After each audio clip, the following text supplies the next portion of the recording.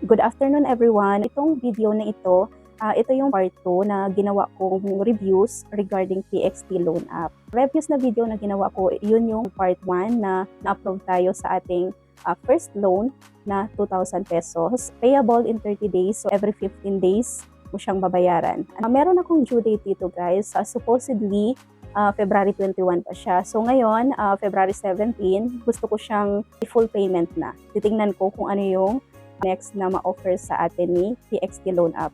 Kung ano yung terms and condition na mangyayari dito sa next na application natin. Samahan niyo ako guys, bayaran itong loan app na ito regarding dito sa ating due date na so advance tayo magbabayad ngayon. So titingnan natin kung marireject ba tayo or hindi. Dito na tayo guys sa application ni PXT Loan App. Dito, kailangan mo ulit mag-sign in. I-fill out mo yung iyong mobile number and then magsisend na sila sa'yo ng verification code. I-copy-paste mo lang dyan and then dito na tayo sa total repayment amount ko na repayment date supposedly February 21, 2025 pa dapat ito. So ngayon, i-repay na natin. So yung gagamitin nating payment method dito is through GCash. This one, pipindutin nyo lang itong pay sa baba. And then next, piliin nyo yung e-wallet na gagamitin nyo sa pagbayad. Nakalagay dito guys, biller name na hahanapin nyo upon payment is through SkyPay.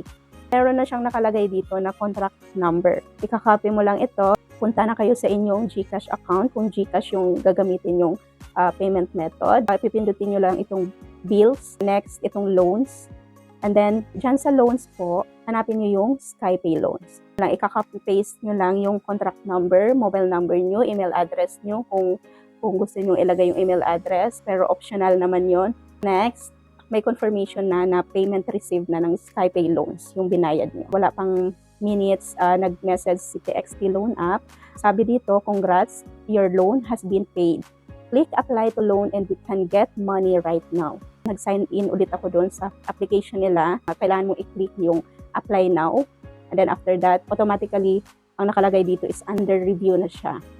So dito guys, another na naman na nanghihingi na naman siya ng 5-star comment for accelerated review. So kinlik ko yon, inedit ko lang yung aking ratings, nagdagdag ako ng good reviews. Makikita mo agad kung magkano yung next na loan amount na na-approve nila sa iyo. So dito guys, nag-start ako sa 2,000 pesos. Next na in-offer sa akin guys, in fairness naman, tumaas naman siya. Dinoble nila yung unang approve amount sa akin. So ginawa nila this time sa aking second loan na 4,000 pesos. Meron siyang choices na pwede mo siyang bayaran 30 days, 45 days, or 15 days. Pag itong loan amount na 4,000 pesos is, ito yung hihiramin mo sa kanila. Loan term na nakalagay is 3 term, yun yung 45 days, every 15 days yung pagbabayad. Meron siyang service fee na i-deduct automatically doon sa ating loan amount. Pag 4,000 na is 599 yung service fee na i-deduct nila.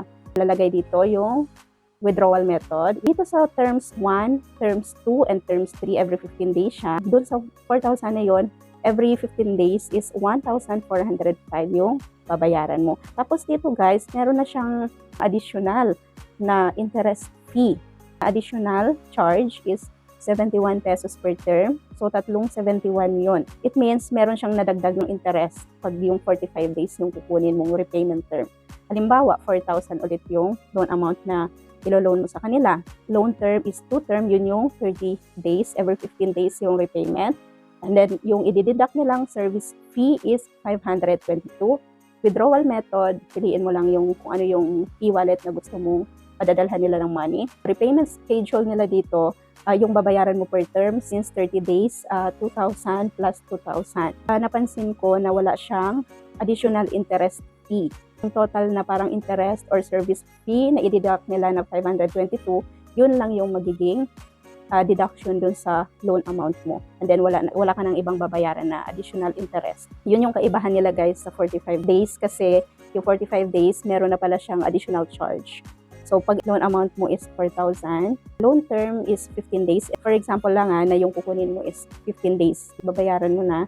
Ang service fee charge niya is 278. So, ito, i-deduct na din nila doon sa loan amount mo pag send nila ng money sa'yo.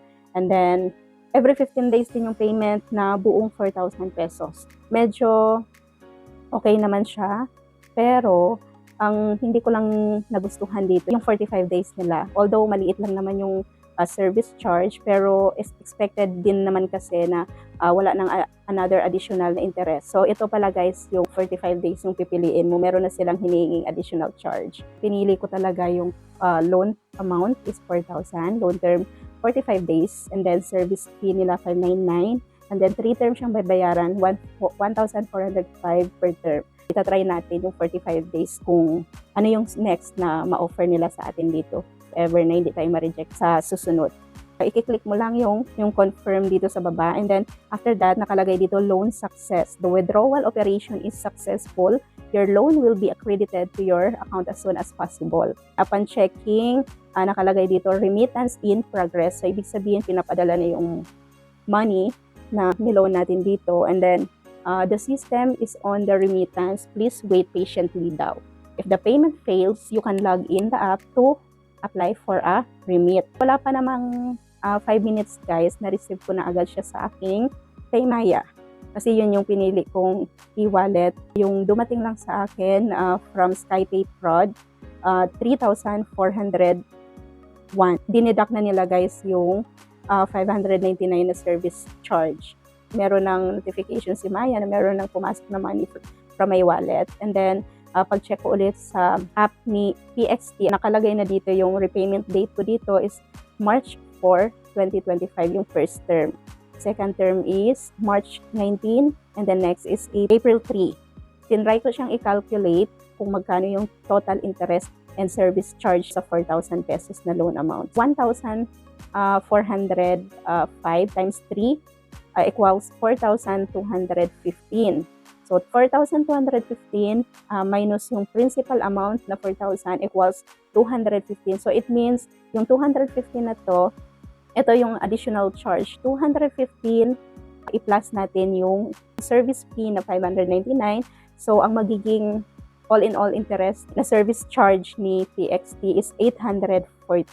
So, it means ito yung kinita nila doon sa 4,000 na loan amount in 45 days. Ito guys, at least naipakita ko sa inyo na early repayment natin dito, pero hindi tayo na-reject sa second loan. And then, naipakita ko din sa inyo kung ano yung next expectation natin sa pag 45 days yung pipiliin natin na repayment period dito kay PXT. For me naman, okay lang naman siya compared sa ibang loan platform. Mas acceptable naman yung interest rate. Doon lang ako medyo hindi sang-ayon doon sa service charge na additional interest na 215. Pero maliit lang naman guys. Pero syempre mas natin yung mga mas mapababa pa yung interest na babayaran natin, di ba?